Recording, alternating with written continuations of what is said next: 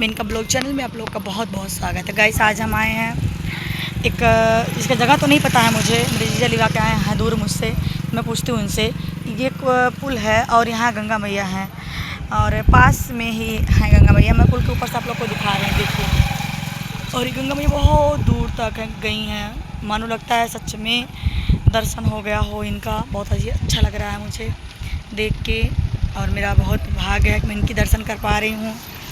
और मेरी फ्रेंड और मेरे जीजा का सहयोग है कि मैं ये दर्शन कर पा रही हूँ। और बहुत जगह मुझे ये लोग घुमाएं, ब्लॉग बनवाएं।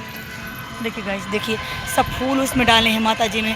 देखिए माता जी का फूल देखिए सब लोग डाले हैं और माता जी कितनी खिलखिला रही हैं, कितनी अच्छी लग रही हैं। धन्य है मैया, आप पावन है गंगा मैया, धन्य है माता रानी। आप लोग देखिए ढेर सारा प्यार दुलार दीजिए और जय गंगा मैया लिखिए कमेंट में, हर हर गंगा।